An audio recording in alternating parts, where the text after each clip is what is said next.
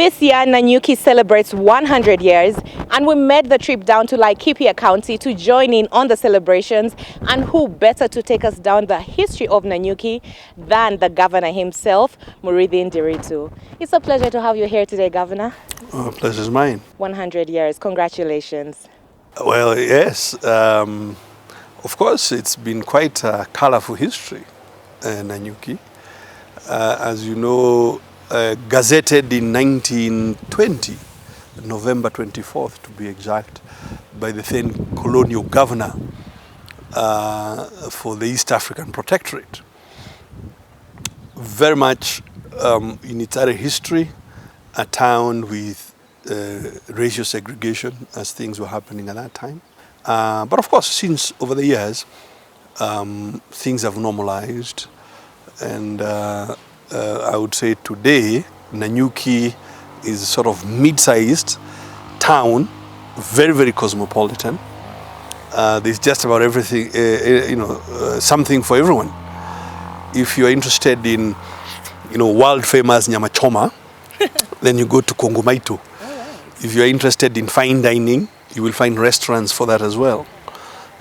You have restaurants who offer theater, for example, on the weekend. In Nanyuki, I think you will find close to 40 different ethnicities, black, white, and so on, Kenyan, non-Kenyan. Nanyuki is also, I would say, a transit or a stop, a transit type point. If you're trying to go to Ethiopia by road, of necessity you come to Nanyuki because this is the Great North Road. Even in many parts of Somalia. So if you're going to, therefore, to counties like Mandera, Isiolo, Marsabit, and all the way to southern Ethiopia. So Nanyuki is a very interesting place, and yes, it is 100 years old. I'm already sold. In just 2 minutes of the introduction, I already know the attractions, I already know about the development, and we're very proud of all the work that you're doing here. Thank you. But before we even get into all the meat of the celebrations, 100 years, wow, would like to know a little about the man, Governor Ndiritu, who's behind some of the development, some of the progression. Who really are you? Like, for our audience out there who's trying to demystify this gentleman, who some would say is soft-spoken, who is really, well, the few SMEs we've talked to had rave reviews about you, but would like to hear it from the horse's mouth. Who's Governor Ndiritu? I am an economist by training. Raised in Laikipia, on the western side of Laikipia. Went to primary school there, a place called Shamanay. I went to secondary school actually closer here, but in the neighboring county of Nyeri, down the road here at Kagumo High School. I've been around a bit. I've traveled. I went to study in Canada for undergraduate. Then I went on scholarship to Australia to do my master's work. I've of course therefore lived in those places.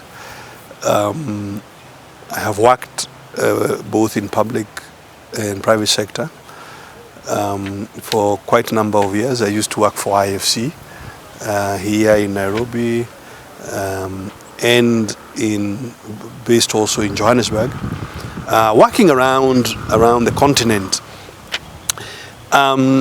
Very much involved in SME development. In East Africa, in Southern Africa, in Ghana, Nigeria. Very much involved in financial market development. So things like credit scoring tools. How do you, when you're assessing a small business, how can you do it cost effectively? Because of course, if you send a senior officer like you or I, it may not pay. What you can charge the SME may not be enough to cover just the cost of the appraisal. So we have to keep looking for tools like credit scoring and credit rating and so on. And I have for years been involved in that kind of work. I am more in the business of leadership than politics. So generally, people will find that my style is slightly different from what you may find of the average political leader, because I'm very much interested in leadership. I'm very much interested in transforming society, in enabling people to transform themselves. Right. Because in the end, development is not about the physical things, road or hospital, dispensary, borehole, dam. Those are physical things. They are necessary, but they are not sufficient for development to occur. Development occurs when there is change in behavior, in attitude, or change in what the citizen is doing.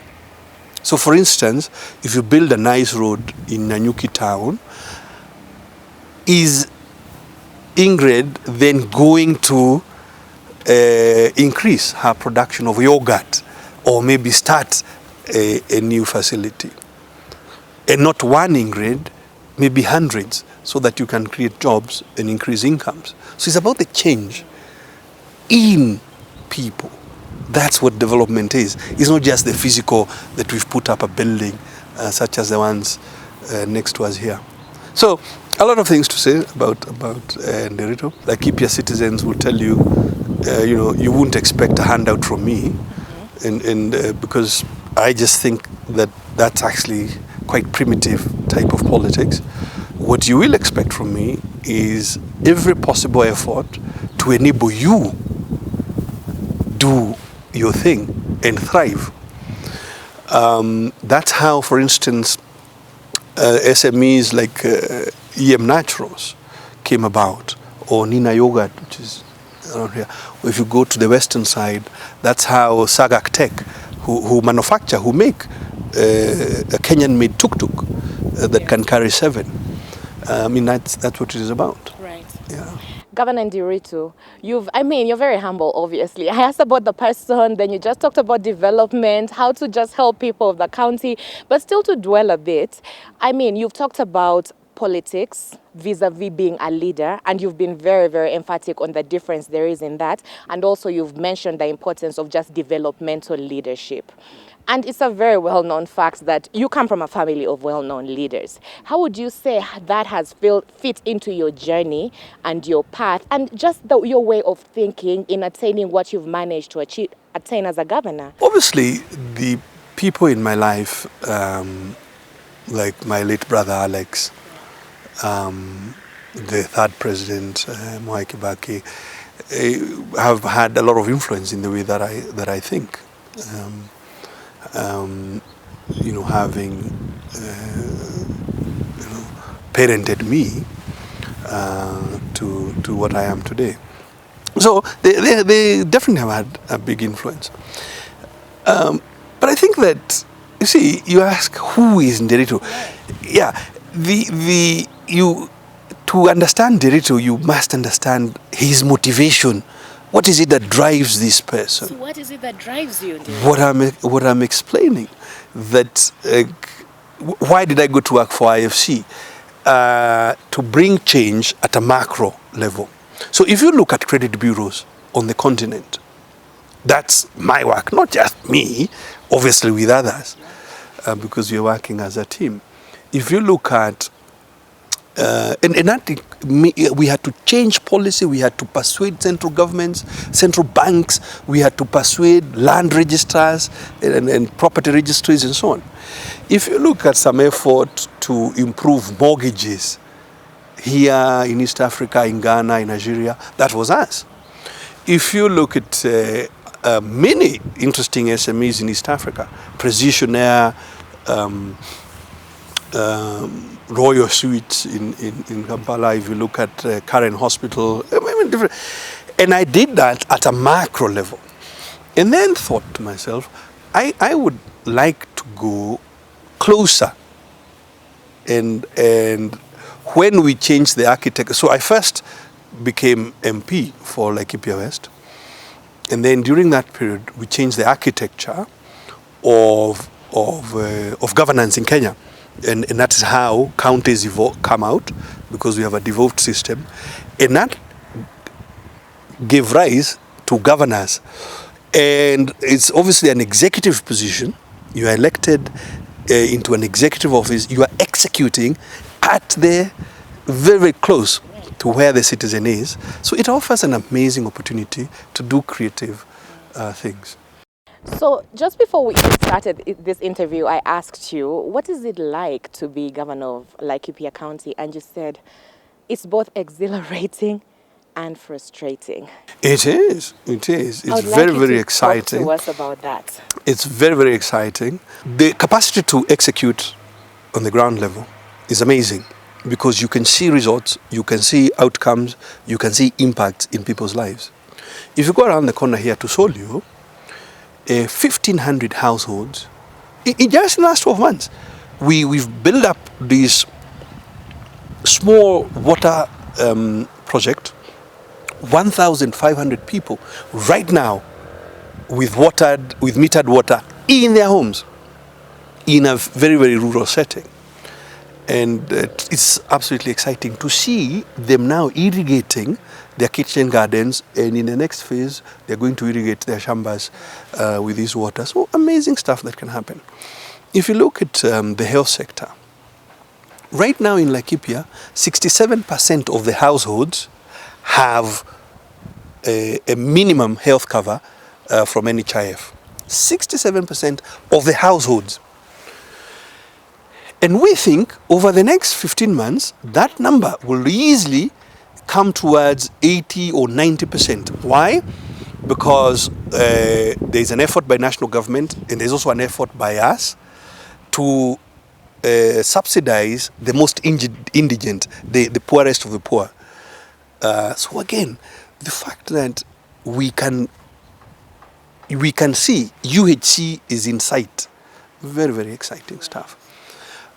If you look at this year, and this is a year of COVID, I was looking at the data from business registration. During this year, 1,200 new businesses came onto our register for single business permit. Go figure. And this is during COVID. Oh, that's amazing. Yeah, responsible for about 2,100 new jobs. So very, very exciting stuff. To see and to experience and to be in the middle of it with citizens creating change in our lives is very exciting. But it can be frustrating because, there are still a few of us who are resistant to change, both within the organization, but also in the broader scheme of things. To the organization first, you'll still find a few staff members who are so steeped in the old ways of doing government that, in fact, in some instances, we've had to let go of people and encourage them to leave the organization because they simply cannot fit in a new way of thinking. We are interested in enterprise development. We are interested in being very customer-focused, citizen-focused, responsive to the citizen. There are people who, perhaps after being in the service for a long time, can't see it, and we've had to exit them. Further out, if you think about particularly critics, and they are necessary. However, my biggest disappointment is that most of us are very afraid of reading. So even those who seek to criticize government do so from a point of zero information. And it is so sad to see someone who perhaps has gone to university, who has a voice, that voice she can use to bring positive change in society, to see them throwing choice words either at their fellow colleagues or at government using zero data. It is so disappointing, yet the data is quite readily available.